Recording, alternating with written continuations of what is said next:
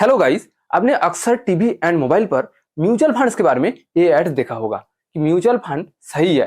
Future planning के लिए mutual fund में इन्वेस्ट करना सोच रहा था चाहिए। काश मेरी भी रिटायर्ड लाइफ आप जैसी हो, रिलैक्स्ड। उसके लिए मैदान में उतरना पड़ेगा। उतरूंगा ना सर। भाई यहाँ नहीं, म्यूचुअल फंड्स के मैदान में। हर महीने इन्वेस्ट करो, फ्यूचर की तैयारी करो। तो आ जाओ मैदान में। सही है सर। लेकिन क्या सच में म्यूचुअल फंड सही है? क्या म्यूचुअल फंड से कोई बेटर इन्वेस्टमेंट ऑप्शन नहीं है? इसका आंसर म्यूचुअल फंड इन्वेस्टमेंट के लिए सही ऑप्शन हो सकता है, लेकिन सबके लिए नहीं। मैं आपको सच बता रहा हूँ, ऐसे बहुत सारे लोगों को मैं जानता हूँ जिन्होंने सिर्फ म्यूचुअल फंड्स की एड्स देखकर उस म्यूचुअल फंड में इन्वेस्ट कर दिया। उन लोगों को ये expense ratio, exit load, direct plan, growth plan के बारे में एक भी वर्ड नहीं पता। उन्होंने सिर्फ म्यूचुअल फंड्स की एड देखा और उनको लगा कि इन्वेस्ट करने के लिए म्यूचुअल फंड ही ओनली ऑप्शन है। लेकिन ये सच नहीं है। इन्वेस्ट करने के लिए म्यूचुअल फंड से बेटर ऑप्शन होता है ETF, जहां ज्यादातर म्यूचुअल फंड से आपको एवरेज 14% टू 16% रिटर्न मिलने की चांसेस होती है। वहां ETF से आपको 30% से 35% तक का रिटर्न मिलने की चांसेस है। बट मैंने ये एक बार भी नहीं कहा कि म्यूचुअल फंड गलत है। म्यूचुअल फंड में कुछ ऐसे फैसिलिटीज हैं जो आपको ETF में नहीं मिलेगा। सिमिलरली ETF में कुछ ऐसे फैसिलिटीज हैं जो म्यूचुअल फंड में नहीं मिलेगा। आज इस वीडियो में हम ये म्यूचुअल फंड एंड ETF में क्या क्या मेजर डिफरेंसेस है वो डिटेल्स में समझने की कोशिश करेंगे, ताकि इस वीडियो देखने के बाद ये म्यूचुअल फंड एंड ETF के बारे में और वीडियो देखने की जरूरत ना पड़े। और वीडियो की एंड में हम ये भी जानेंगे कि किस प्रकार के लोगों के लिए ये म्यूचुअल फंड सही है और किस प्रकार के लोगों के लिए ये ETF बेस्ट ऑप्शन है। हम ये 7 पैरामीटर के बेसिस पर देखेंगे कि ये ETF एंड म्यूचुअल फंड्स में क्या क्या डिफरेंसेस हैं और कौन ज्यादा बेटर है।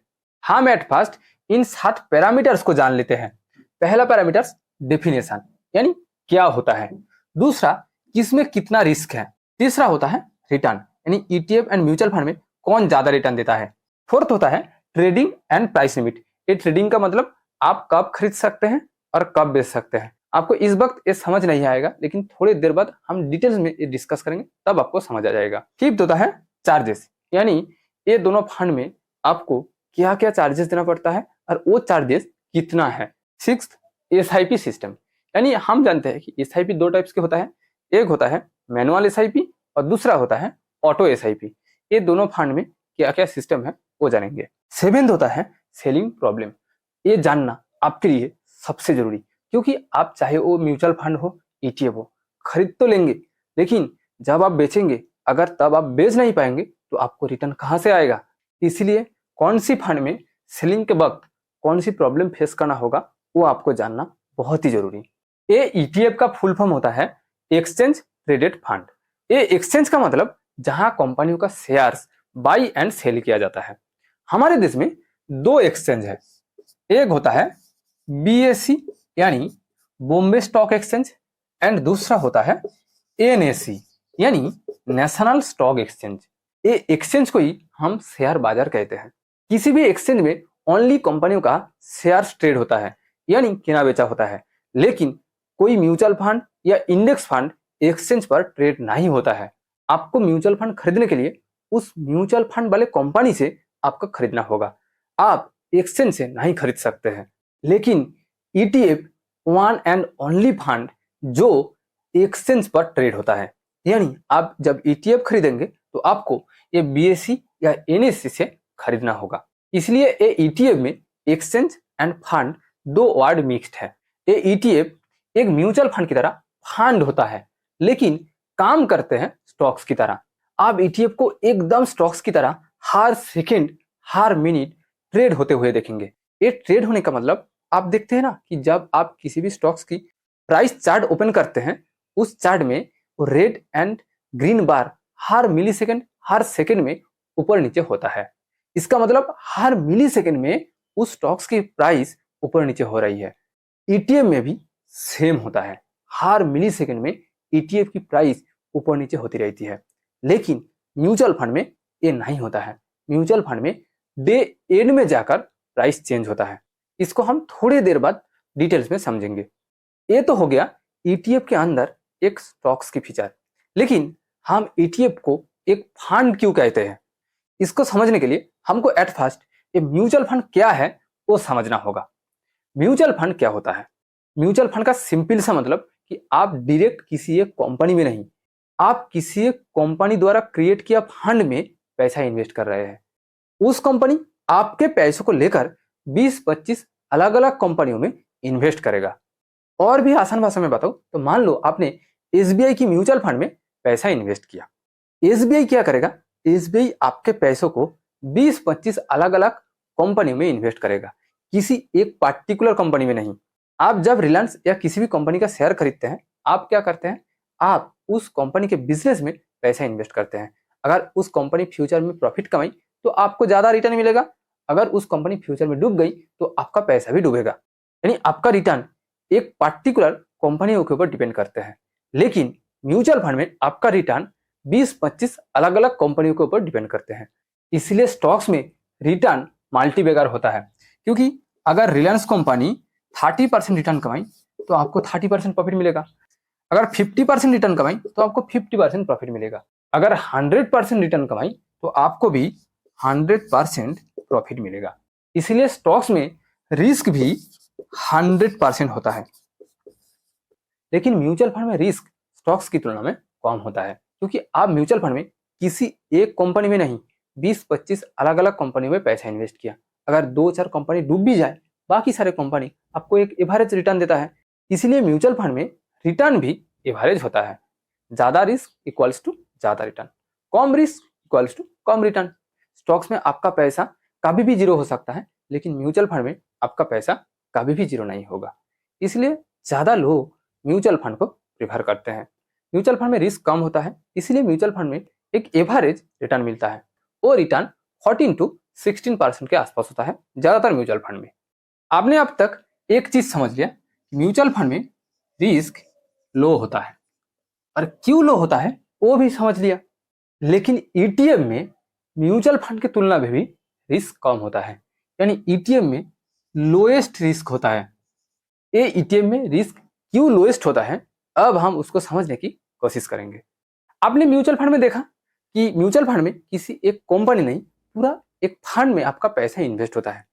सिमिलरली ETF में भी आपका पैसा बहुत सारे कंपनियों की एक बास्केट में इन्वेस्ट होता है, यानी ETF में एक पूरा फंड ट्रेड होता है। ये फंड कहना गलत होगा, एक पूरा बेंचमार्क ट्रेड होता है। ये बेंचमार्क का मतलब आप किसी भी इंडेक्स को समझ सकते हैं, जैसे कि Nifty 50 index, IT index, bank Nifty index, next 50 index, ऐसे बहुत सारे इंडेक्स हैं। इन सभी इंडेक्स को ही आप बेंचमार्क कह सकते हैं। लेकिन किसी भी एक्टिव म्यूचुअल फंड में आपका पैसा किसी भी बेंचमार्क या इंडेक्स में इन्वेस्ट नहीं होता है। देखिए, म्यूचुअल फंड नॉर्मली दो प्रकार के होते हैं। एक होता है एक्टिव म्यूचुअल फंड और दूसरा होता है पैसिव म्यूचुअल फंड। ये एक्टिव म्यूचुअल फंड में आपका पैसा फंड मैनेजर उसके हिसाब से अलग अलग कंपनी में इन्वेस्ट करते हैं, जैसे कि 2-4 IT कंपनी में, 2-4 इंफ्रास्ट्रक्चर कंपनियों में, 2-4 लार्ज कैप PSU कंपनियों में, या फिर 2-4 बैंक में। इसी तरह बैंक मैनेजर खुद के हिसाब से डिसाइड करके पैसा इन्वेस्ट करते हैं। लेकिन एक पैसिव म्यूचुअल फंड ऑलवेज एक इंडेक्स में पैसा इन्वेस्ट करते हैं, जैसे bank Nifty, IT Nifty, Nifty 50, ऐसे बहुत सारे इंडेक्स हैं। पैसिव म्यूचुअल फंड की फंड मैनेजर उस इंडेक्स में जितनी सारी कंपनियां हैं उन सभी कंपनियों में प्रोपोर्शन के हिसाब से पैसा इन्वेस्ट करते हैं। ये ETF में भी सेम होता है। ETF ऑलवेज एक बेंचमार्क को फॉलो करती है, यानी उस इंडेक्स में या बेंचमार्क में जितनी सारी कंपनियां हैं उन सभी कंपनियों में प्रोपोर्शन के हिसाब से पैसा इन्वेस्ट करते हैं। इससे क्या होता है, किसी भी सेक्टर की इंडेक्स में उस सेक्टर की टॉप परफॉर्मिंग कंपनियां होते हैं। और हम सभी जानते हैं अच्छे कंपनी का मतलब पैसा डूबने का चांस बहुत ही कम है, इसलिए यहाँ रिस्क भी सबसे कम होता है। अब आप कहेंगे कि ETF तो इंडेक्स को फॉलो करती है और एक पैसिव फंड यानी इंडेक्स फंड भी इंडेक्स को फॉलो करती है, तो इंडेक्स फंड में भी तो रिस्क कम है। हाँ, इंडेक्स फंड में भी म्यूचुअल फंड से कम रिस्क है। लेकिन यहाँ एक और बात है, ये ETF में किसी भी म्यूचुअल फंड या इंडेक्स फंड से ज्यादा रिटर्न मिलने की चांसेस है। ज्यादातर म्यूचुअल फंड से आपको 14 to 16% रिटर्न मिल सकता है, लेकिन ईटीएफ में आपको 30 to 35% यानी लगभग 2 गुना रिटर्न मिल सकता है। क्यों एक ईटीएफ में म्यूचुअल फंड या इंडेक्स फंड से ज्यादा रिटर्न मिलने की चांसेस है, अब हम उसको समझने की कोशिश करेंगे। ज्यादातर म्यूचुअल फंड से आपको 14 to 16% या 17% रिटर्न मिलने की चांसेस होती है, लेकिन ईटीएफ में आपको म्यूचुअल फंड की तुलना में 2 गुना रिटर्न मिल सकता है। ईटीएफ से आपको 30 to 35% का रिटर्न मिल सकता है। अब आप सोचेंगे कि ये ईटीएफ एंड म्यूचुअल फंड दोनों अल्टीमेट एक फंड तो है, तो म्यूचुअल फंड से 14 to 17% का रिटर्न और ईटीएफ से 30 to 35% का रिटर्न, ये कैसे हो सकता है? ये समझने के लिए आपको पहले ये समझना होगा कि एक स्टॉक से क्यों आपको मल्टी बैगर रिटर्न मिल सकता है। आप कहेंगे इसका आंसर तो एकदम सिंपल है, कंपनी ज्यादा मुनाफा कमाती है इसीलिए आपको भी ज्यादा रिटर्न मिलती है। लेकिन ये मल्टी बैगर रिटर्न का संपूर्ण कारण नहीं है, ये एक कारण है। इसके अलावा और भी एक कारण है जिसको कहा जाता है डिमांड एंड सप्लाई। स्टॉक्स की रिटर्न डिमांड एंड सप्लाई के ऊपर बहुत निर्भर करती है। अब जब एनएसई की वेबसाइट पर जाकर या डीमैट अकाउंट में जाकर कंपनियों का हिस्ट्री चेक करेंगे, आप देखेंगे कि ऐसे बहुत सारे कंपनी हैं जिसका एनुअल रिटर्न 10%, लेकिन उस कंपनी का जो स्टॉक्स यानी शेयर वो एनुअली 25% रेट से बढ़ रही है। हिसाब तो कहता है कि कंपनी 10% मुनाफा कमा रही है, इसका मतलब कंपनी का शेयर प्राइस भी 10% बढ़ेगा। लेकिन यहाँ जो कंपनी का शेयर प्राइस बढ़ रही है वो डिमांड एंड सप्लाई के ऊपर बढ़ रही है। मैं कंपनी का नाम नहीं लूंगा, लेकिन आप जाकर देख सकते हैं, खासकर स्मॉल कैप कंपनियों में आप ये देखेंगे। अब समझो कि ये डिमांड एंड सप्लाई क्या है। सिंपली कहा जाए तो कंपनी का शेयर यूनिट लिमिटेड होता है। एग्जाम्पल के लिए हम किसी भी एक कंपनी का नाम लेते हैं। मान लो कि रिलायंस कंपनी। ये रिलायंस कंपनी जब शेयर मार्केट में लिस्टेड हुई तब मान लो 10,000 यूनिट शेयर लॉन्च किया आईपीओ के थ्रू।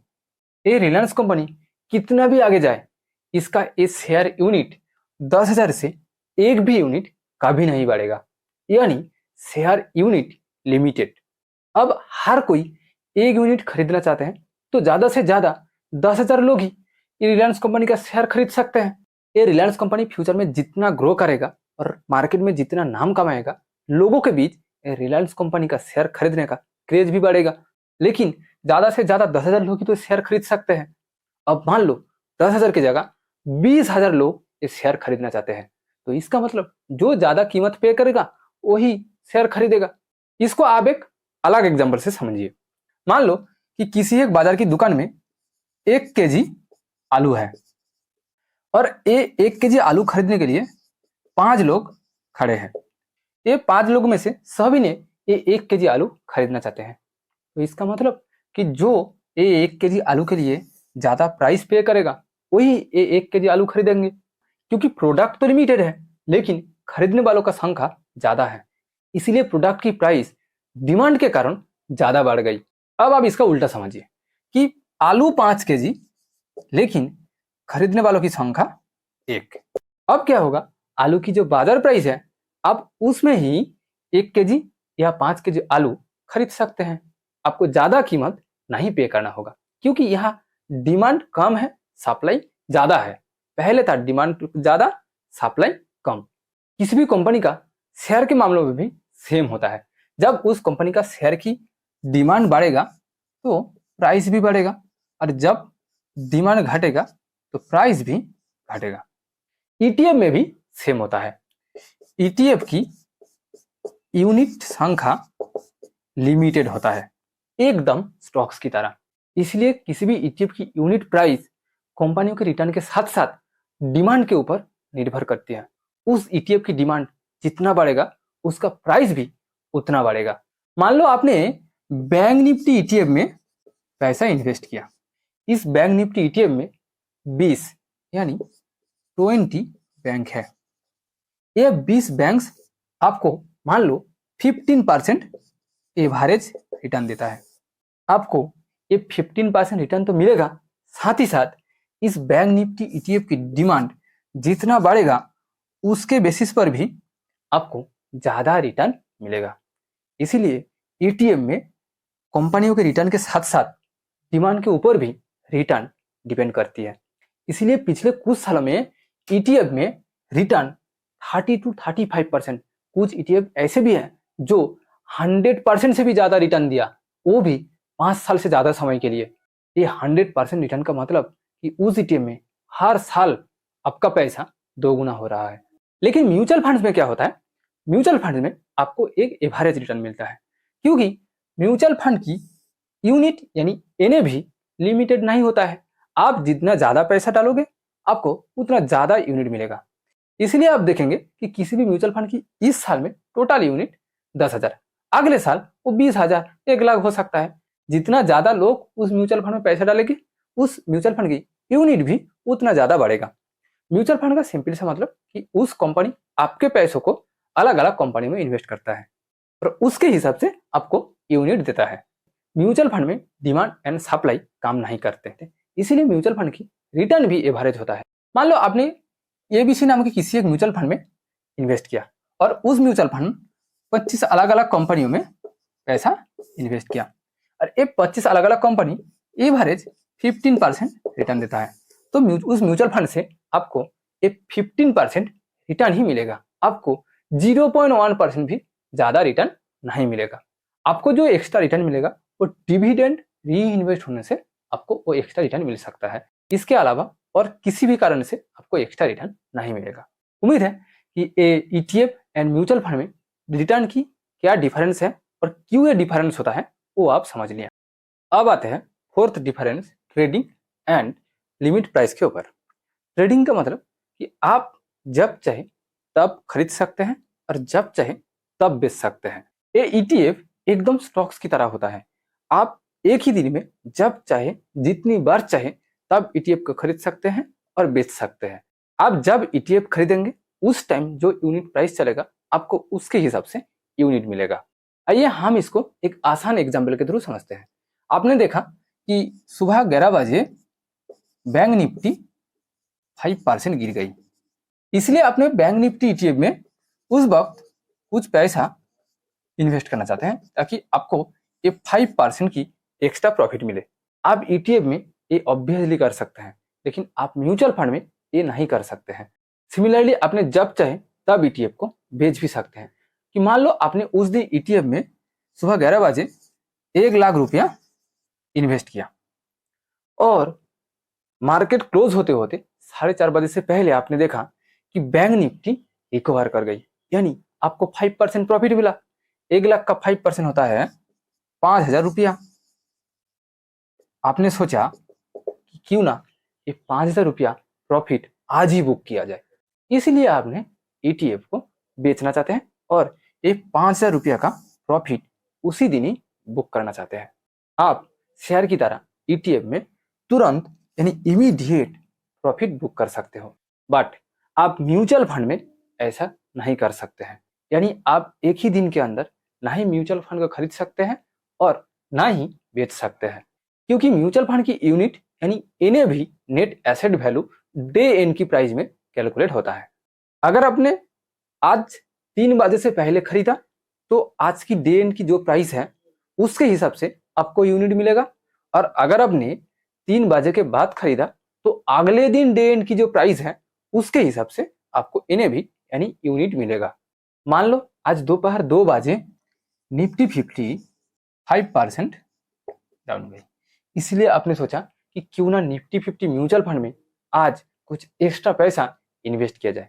इसीलिए आपने निफ्टी 50 म्यूचुअल फंड में दोपहर 2 बजे 10,000 रुपया इन्वेस्ट कर दिया।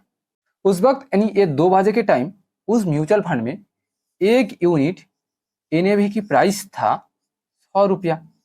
तो इस हिसाब से देखा जाए तो आपको 100 यूनिट मिलना चाहिए।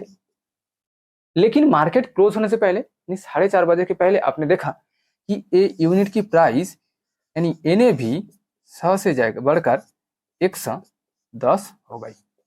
तो इसलिए आपको ये 100 यूनिट नहीं 91 यूनिट मिलेगा अगले दिन मार्केट ओपन होने के बाद। क्योंकि मैंने पहले ही आपको कहा कि आप जब चाहें तब म्यूचुअल फंड खरीदो, लेकिन आपको जो यूनिट एंड एनएवी मिलेगा वो डे एंड की प्राइस में मिलेगा, और डे एंड की प्राइस कितना था 110 रुपया, लेकिन आप जब खरीदा था तब प्राइस था 100 रुपया। तो आपका कितना लॉस हुई? लगभग 900 रुपया आपका लॉस हुई। अगर उस दिन आप 1 लाख रुपया इन्वेस्ट करते तो आपको 9,000 रुपया लॉस होती, और अगर आप 10 लाख इन्वेस्ट करते तो आपको 90,000 रुपया लॉस होती। अब आप कहेंगे कि हम तो लॉन्ग टाइम के लिए इन्वेस्ट करेंगे, ये किसी एक दिन का ये 5% या 4% से क्या फर्क पड़ेगा? भैया ये 4-5% तो छोड़ो, अगर आपको 1% एक्स्ट्रा प्रॉफिट मिला ना तो 20 साल बाद आपको 10-20 लाख एक्स्ट्रा मिलेगा, वो भी सिर्फ 1-2 हजार रुपया एसआईपी करके। अगर अपने मंथली 10,000 रुपये एसआईपी करते हैं तो ये सिर्फ 1% से आपको लॉन्ग टाइम में 1 करोड़ से ज्यादा एक्स्ट्रा रिटर्न मिलेगा। ये होता है सिर्फ 1% का ताकत। और एक चीज आता है प्राइस लिमिट। ये प्राइस लिमिट का मतलब कि मान लो कि आज आपने देखा किसी एक ईटीएफ की 1 यूनिट प्राइस 100 रुपया, और आपको लगता है कि अगले 1 महीने के अंदर ये 100 रुपया से कम कर 70 रुपया हो जाएगा, और जब 70 होगा तब आप खरीदना चाहते हैं। इसीलिए ईटीएफ में स्टॉक्स की तरह एक ऑप्शन होता है प्राइस लिमिट, जहां आपने ईटीएफ की यूनिट संख्या लिखा और उसके हिसाब से प्राइस लिमिट सेट किया, जो प्राइस में आप खरीदना चाहते हैं वो सेट किया और बाई कर लिया। जब ईटीएफ की यूनिट उस प्राइस में आएगा वो ऑटोमेटिकली बाई हो जाएगा और आपके पोर्टफोलियो में ऐड हो जाएगा। लेकिन म्यूचुअल फंड में आपको ये ऑप्शन नहीं मिलेगा। ईटीएफ एंड म्यूचुअल फंड के अंदर फिफ्थ डिफरेंस होता है ये चार्जेस। देखिए किसी भी म्यूचुअल फंड में 2 चार्जेस होते हैं, एक होता है एक्सपेंस रेशियो और दूसरा होता है एग्जिट लोड। एक्सपेंस रेशियो का मतलब कि उस म्यूचुअल फंड को चलाने के लिए और आपके पैसों को मैनेज करने के लिए जो चार्जेस लेता है कंपनी, उसको एक्सपेंस रेशियो कहा जाता है।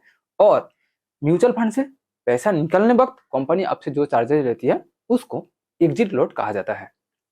किसी भी म्यूचुअल फंड में, खासकर एक्टिव म्यूचुअल फंड में, ये एक्सपेंस रेशियो 0.7% से लेकर 1.5% के बीच होता है। ज्यादातर म्यूचुअल फंड में ये एवरेज 1% होता है एक्सपेंस रेशियो, और एग्जिट लोड होता है 1 से 2%। ये एक्सपेंस रेशियो जब आप पैसा इन्वेस्ट करते हैं एट फर्स्ट कंपनी आपसे कर लेती है, उसके बाद जो पैसा बचती है वो मार्केट में इन्वेस्ट करती है।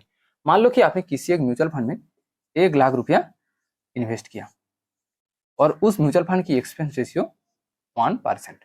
तो इस हिसाब से देखा जाए कि कंपनी पहले ही आपसे 1,000 रुपया काट लेगा, बाकी पैसा मार्केट में इन्वेस्ट करेगा। अगर आपने 10 लाख रुपया इन्वेस्ट किया तो एट फर्स्ट कंपनी आपसे 10,000 रुपया काट लेगा। अगर आपने 1 करोड़ रुपया इन्वेस्ट किया तो कंपनी आपसे 1 लाख रुपया काट लेगा, ये 1% एक्सपेंस रेशियो के लिए। लेकिन ज्यादातर ईटीएफ में ये एक्सपेंस रेशियो 0.01% से लेकर 0.6% के बीच होता है। यानी ईटीएफ में आपको 1 लाख में से सिर्फ 10 रुपया चार्ज देना होता है ये एक्सपेंस रेशियो के लिए, और 0.6% के हिसाब से 600 रुपया चार्ज देना होता है 1 लाख में से। लेकिन वही सेम 1 लाख में के लिए आपको म्यूचुअल फंड में 1,000 रुपया चार्ज देना होता है, और ईटीएफ में कोई एग्जिट लोड नहीं होता है, यानी आपको 1 भी रुपया एग्जिट लोड के लिए नहीं देना होता है। लेकिन म्यूचुअल फंड में ये एग्जिट लोड 1% से 2% के बीच होता है। अगर आपने मंथली 5,000 रुपये एसआईपी करते हैं 20 साल के लिए और आपने जस्ट ये 0.5% एक्सपेंस रेशियो बचा लिया तो अंत में जाकर आपको 20 से 25 लाख रुपया एक्स्ट्रा मिलेगा। ईटीएफ एंड म्यूचुअल फंड के बीच हमारा 6 difference SIP system. SIP system 2 types के होते हैं, auto SIP and manual SIP.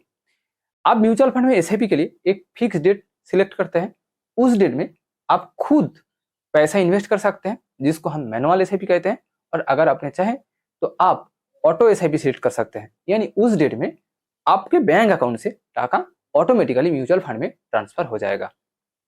लेकिन ईटीएफ में ओनली मैनुअल एसआईपी होता है।